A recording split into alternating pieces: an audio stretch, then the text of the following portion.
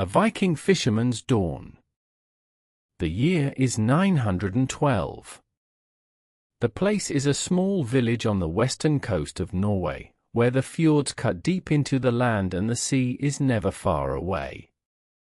The village is called Heimvik. It is home to perhaps 60 people, fishermen, farmers, shipbuilders, and their families. The houses are long and low, built of timber and turf, with roofs of grass that turn green in the summer and white in the winter. Smoke rises from the smoke holes in the center of each roof. Around the village, the mountains rise steep and dark against the sky. The fjord below is deep and cold and full of fish. A man named Eric wakes before dawn. Eric is 32 years old. He is a fisherman, as his father was, and his grandfather before him. He is also a farmer, as all Vikings are, tending a small plot of barley and a few sheep on the thin soil above the fjord. But the sea is his true livelihood. The cod and the herring and the salmon that fill the cold northern waters are what keep his family alive through the long, dark winters. He rises in the darkness. The fire in the longhouse has burned down to embers. He stirs it gently, adds a piece of driftwood, watches the flames catch. His wife, Sigrid, is already awake. She is nursing their youngest child, a girl of 6 months named Freya. Their 2 older children, a boy of 7 and a girl of 5, sleep in the bed platform against the far wall, buried under furs. Eric eats a simple breakfast, dried fish, a piece of hard bread, a cup of ale. He dresses in wool and leather and fur. The mornings on the fjord are cold, even in summer. He gathers his fishing gear, lines, hooks, a net of woven hemp, a wooden bucket for the catch. His boat waits for him at the water's edge. The boat is a faring, a small open boat with 4 oars and a square sail, built of overlapping oak planks held together with iron rivets. It is the same design that the Vikings have used for centuries, the same design that carried their ancestors across the North Sea to raid and trade and settle. Eric's boat is not a warship.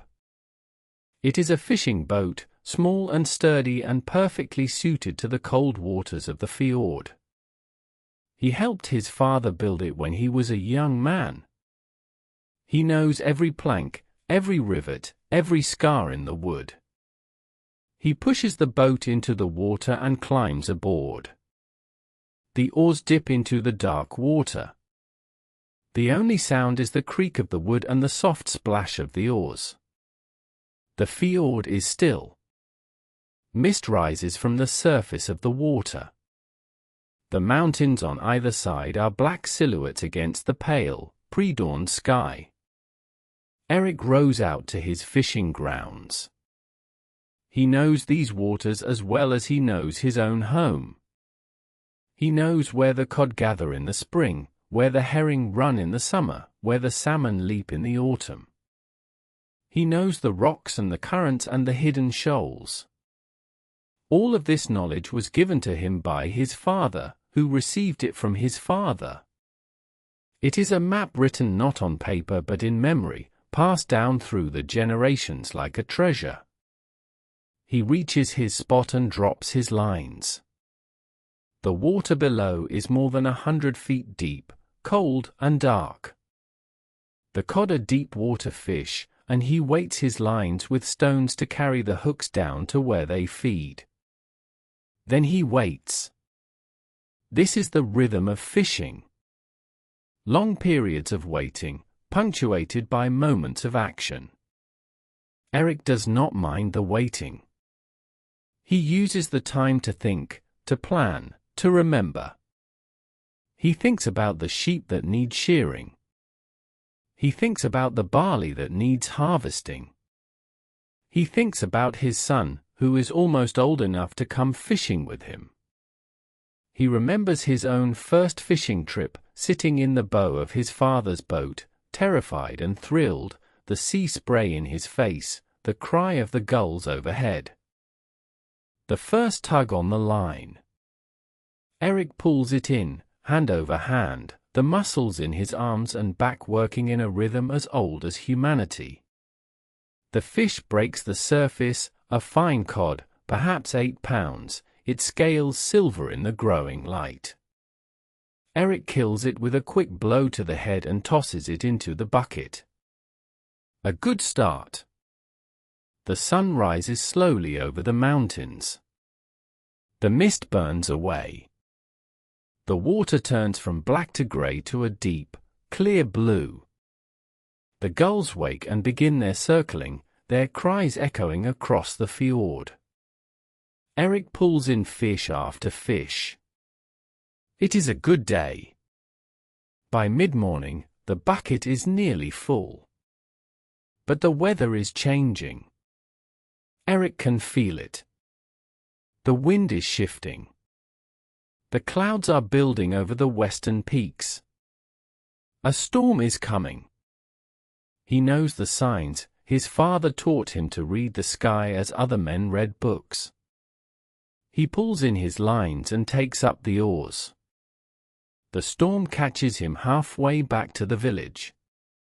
The wind howls down the fjord, whipping the water into white caps. The rain comes in sheets, cold and stinging.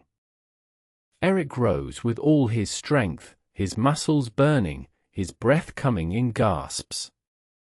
The boat pitches and rolls. The waves slap against the hull. But Eric does not panic. He has been in worse storms than this. He knows his boat. He knows the fjord. He rows steadily, patiently, one stroke after another. At last, he rounds the headland and sees the beach at Heinvik. Sigrid is there, waiting, a cloak pulled tight around her shoulders. She does not wave or call out. She simply watches, her face unreadable. But Eric knows she was worried. He knows she always worries. He beaches the boat and climbs out, his legs unsteady after hours on the water. Sigrid helps him carry the catch up to the longhouse.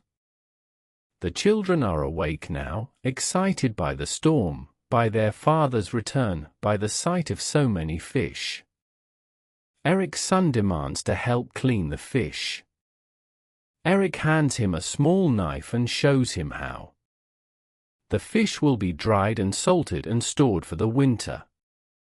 Some will be traded for wool, for iron, for the small luxuries that make life in the north bearable. The Vikings are traders as much as raiders. The image of the savage Viking, the berserker with his axe and his fury, is only part of the story. Most Vikings were farmers and fishermen and merchants. They built ships not just for war but for exploration and trade. They settled Iceland and Greenland. They reached North America 500 years before Columbus. They founded Dublin and York and the great trading cities of the Rus. But Eric does not think of any of this.